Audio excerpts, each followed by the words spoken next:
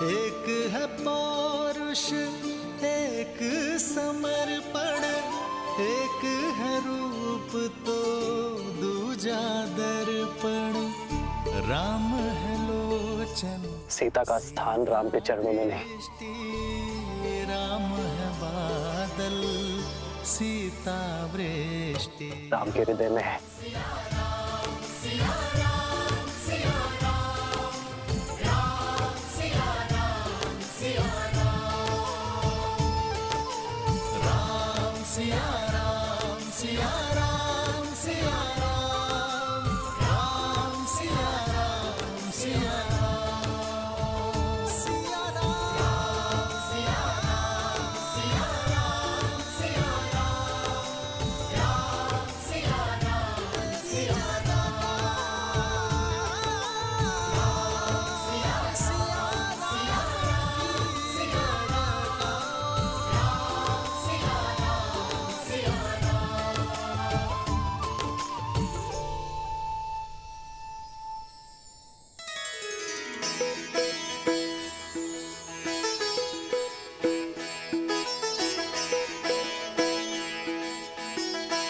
प्रभु, आपका ये अलौकिक मिलन अयोध्या पे छाए दुख के हर बादल को हटा देगा, नगर भर के मन में खुशियों का संचार कर देगा। प्रभु,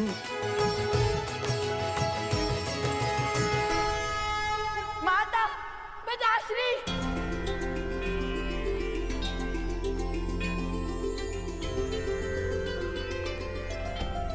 पुत्र पुत्र, माता, वो समय हम लाएंगे जब प्रभु श्री राम और माता सीता फिर से एक होंगे। क्षितिज, हम करेंगे रामायण संपूर्ण। जो नदी के तट को मिलाते सेतु, जन्म मात पिता मिलन के हेतु, रामचंद्र सिया विरह घटाने, प्रकटे लव कुश रूप सुहाने। आज हमारा संकल्प पूर्ण हुआ। सिया राम के वियोग का अंत हुआ। सिया राम, सिया राम, सिया राम। अब आप दोनों कभी पृथक नहीं होंगे।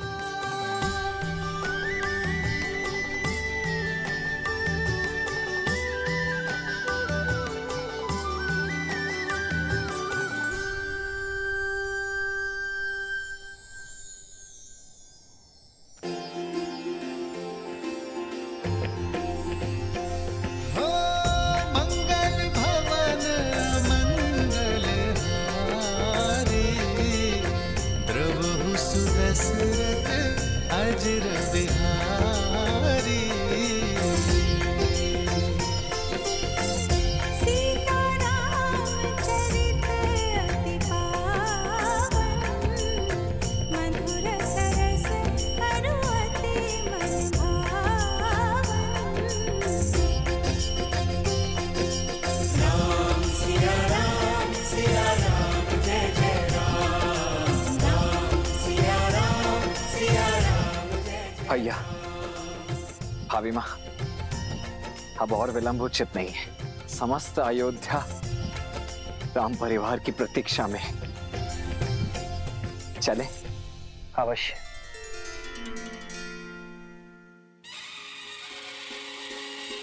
नहीं और भाई सूरज जागा पाए अमृत ये मन प्यासा, पतझड़ की नाम दुर्द आई, बंदे जैसे सुध पाई। सज रहो अयोध्या सारी, क्योंकि हमारे महाराज और महारानी जो पधार रहे हैं। राम जी सिया पधारे सरयू के किनारे, द्वार सजाओ संग साथिया, सौभाग्य जय सिया राम, जय सिया राम, स्वागत में जय साथिया, जय सिया राम, जय सिया राम। पौने दिल तुम्हारी अवध वधु संसार की अब सीता माता, दशरथ नंदन रघुराय के दस दिशाओं में हर घर गाता।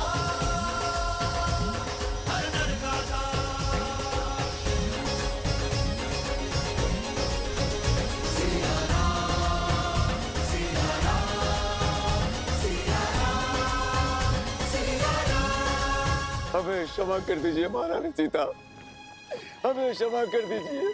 हमारे कारण आपको वियोग का घोर दंश झेलना पड़ा, इतने संकट उठाने पड़े।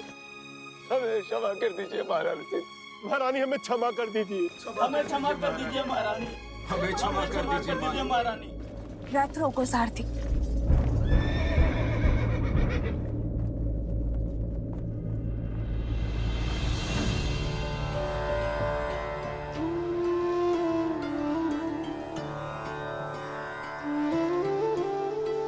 अरे ये क्या कर रहे हैं आप? इसकी कोई आवश्यकता नहीं है। उठिए। आवश्यकता है देवी सीता, आवश्यकता है। मैंने जो अपराध किया है वो तो दंड के योग्य है, फिर भी साहस जुटाकर मैं आपके चरणों में स्थान पाने चला आया। मुझे क्षमा कर दीजिए, मुझे क्षमा कर दीजिए देवी सीता, मुझे क्षमा कर दीजिए।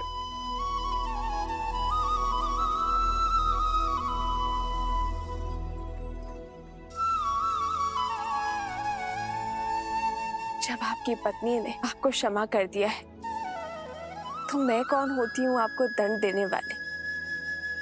इसे एक बुरा स्वप्न समझकर भूल जाइए और राम राज्य की परिकल्पना को साकार करने में जुट जाइए। शुभ घड़ी है। चलिए अपने आंसू पोंछिए और आप भी।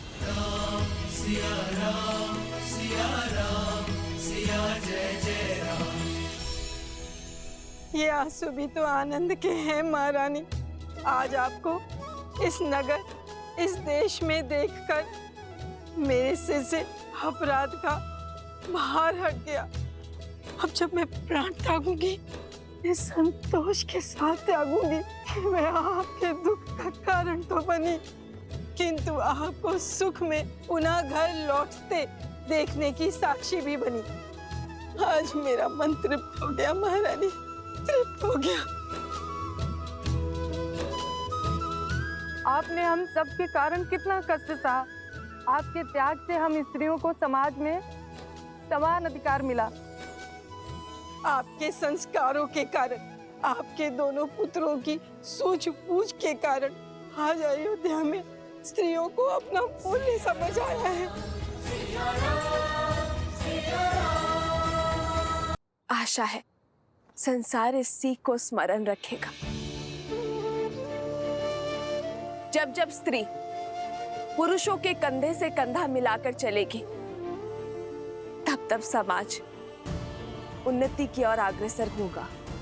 और जब जब पुरुष स्त्री के कंधों पर पांव रखकर उनका दमन करेगा, तब तब उन्नति की गति रुकेगी।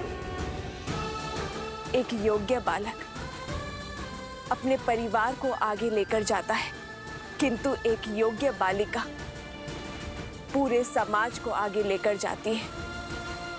और ये सब नारियों के प्रयासों के कारण ही संभव हो सकता है। ये जो संस्कार आपने पाए, इस सीख को अपनी आने वाली पीढ़ियों को अवश्य देना। जय सिया राम। जय सिया राम, जय सिया राम, जय सिया राम।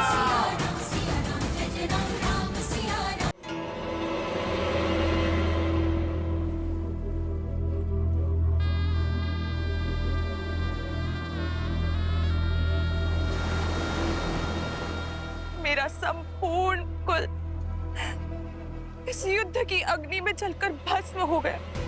बलिदान तो सबने दिए, परंतु कोई भी अपने लक्ष्य से नहीं डिगा। और अब मैं भी नहीं डिगूंगी। तुम्हारा अंत नहीं कर सकती तो क्या हुआ, परंतु तुम्हें और सीता को जीवन भर की पीड़ा तो दे ही सकती हूँ ना। तुम्हारे आने वाले कुल का नाश तो कर ही सकती हूँ राम।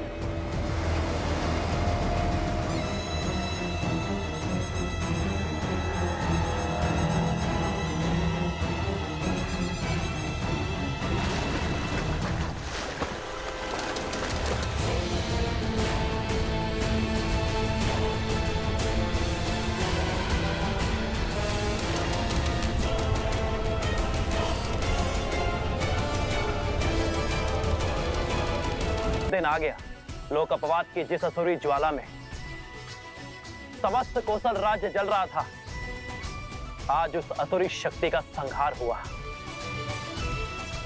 और उसका श्रेय देवी सीता को जाता है।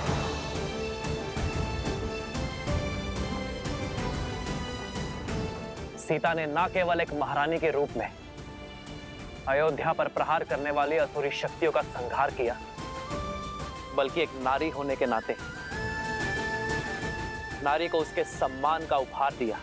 राक्षस के समक्ष तलवार उठाने वाली सीता ने अयोध्या की प्रजा के लिए त्याग किया। यदि सीता चाहती तो वनवास के लिए बड़ी सरलता से मना कर सकती थी, किंतु सीता ने दुर्गम मार्ग चुना। रघुकुल की मर्यादा और कौशल राज्य की नारी को उसका सम्मान दिलाने का कार्य जो सीता ने किया है, उसके लिए रघुकुल और अयोध्या सदा सदा के लिए सीता की ऋणी रहेगी। जय सिया राम।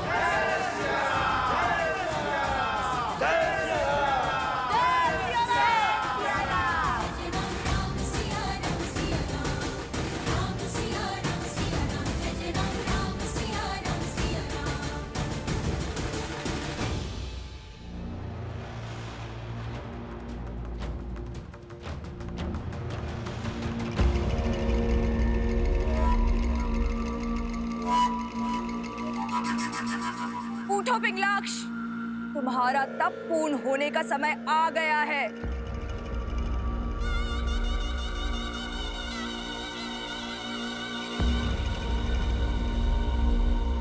कब तक यही मानव और देवताओं के पैरों तले छुपकर बैठे रहोगे? अपना तप तोड़ो पिंगलाक्ष, अग्निदेव का दिया हुआ वरदान का प्रयोग करो, अपने कुल की लाज बचाओ। मेरे तप की समय अवधि आप कैसे तय कर सकती हैं? मेरा तप तब तक समाप्त नहीं होगा जब तक तुम्हें अपनी दादी और पिता के वध का प्रतिशोध लेने का अवसर नहीं मिल जाता। हाँ, यही मेरे जीवन का एकमात्र उद्देश्य है। तो उठो, मैं तुम्हें उसी उद्देश्य की ओर अग्रसर करने आई हूँ। तुम्हारी दादी ताड़का और तुम्हारे पिता सुबाहु को मारने वाले उस राम से प्रतिशोध दिलवाने आई हूँ।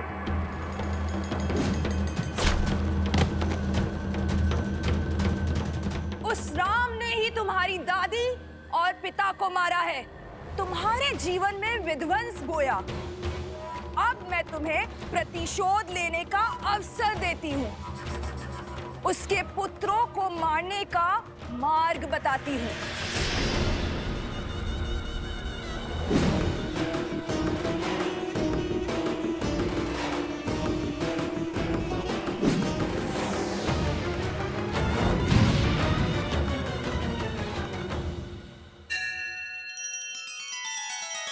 श्री रामचंद्र कृपालु भजु मन हरण भव भय दारुणम नव कंज लोचन कंज मुख कर कंज पद कंजारुणम। सिया राम, सिया राम, सिया राम, सिया राम, सिया राम, सिया राम।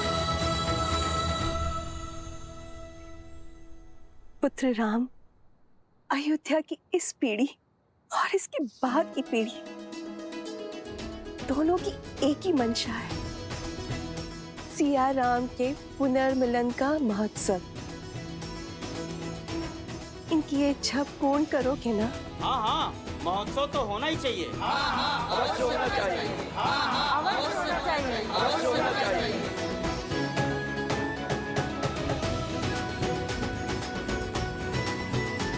अयोध्या की महारानी और मेरी माता पुनः अयोध्या लौटी हैं। अपूर्ण अयोध्या आज पूर्ण हुई है। महाउत्सव तो होना ही चाहिए। उत्सव होना चाहिए।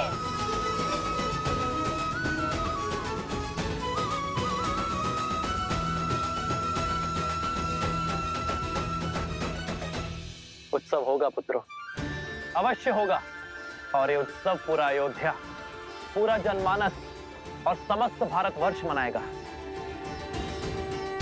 क्योंकि उत्सव केवल सियाराम के मिलन का नहीं, स्त्री और पुरुष के बीच असमानता की रेखा मिट जाने का भी उत्सव है। नारी को मिले समान अधिकार का सूचक है। अयोध्या अभी सुख के रस में डूबी है, उत्सव मना रही होगी और अब हम उनके आनंद को स्वाहा करेंगे, उनके उत्सव को शोक में बदलेंगे। राम और उसकी सेना को युद्ध भूमि में हराना असंभव है। उसके पुत्रों को अयोध्या से बाहर कैसे लाओगी? वो तुम मुझ पर छोड़ दो, शीघ्र ही तुम्हें वो अवसर प्राप्त होगा। तुम केवल अपनी सेना को सज्ज करो।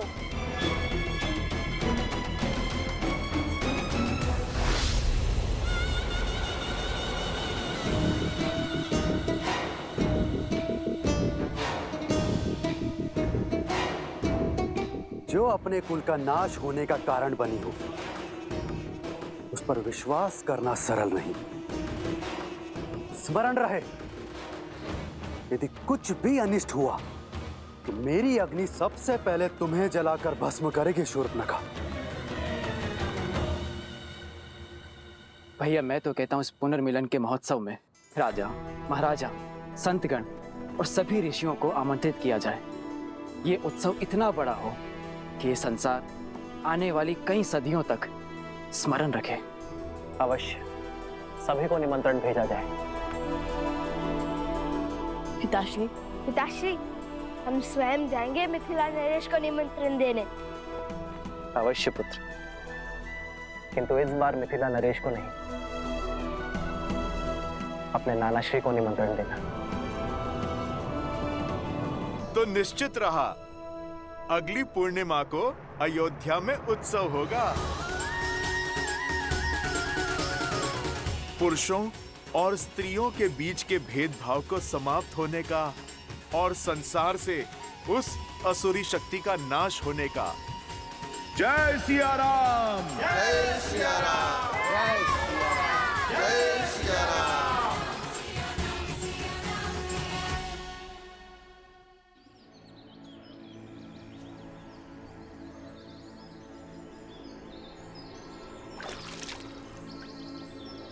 पिताश्री, शीघ्र कीजिए ना, चलना है।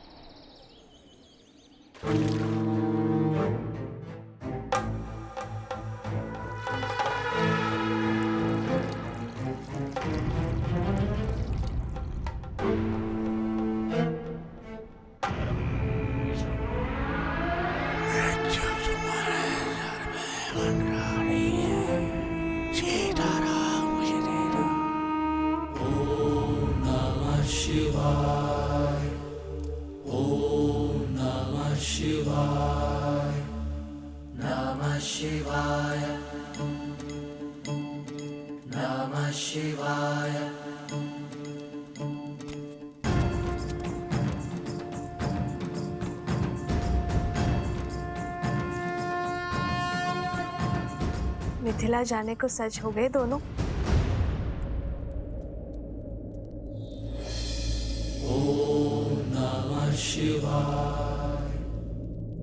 मैंने, तुम बोलो।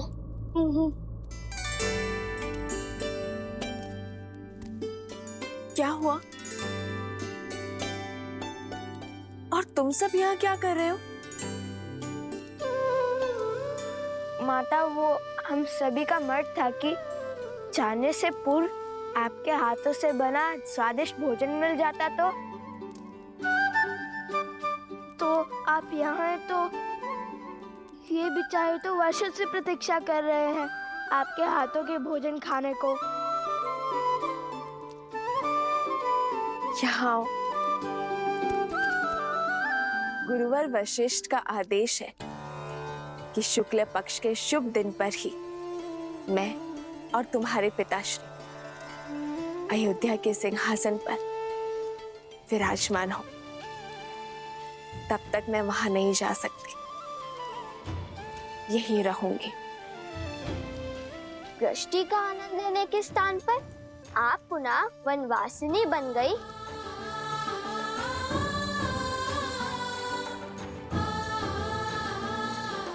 यदि मैं क्षण भर के लिए भी अयोध्या की महारानी का कार्यभार नहीं उठा सकती, तो मैं क्षण भर के लिए भी उस पद के साथ मिलने वाले सुख की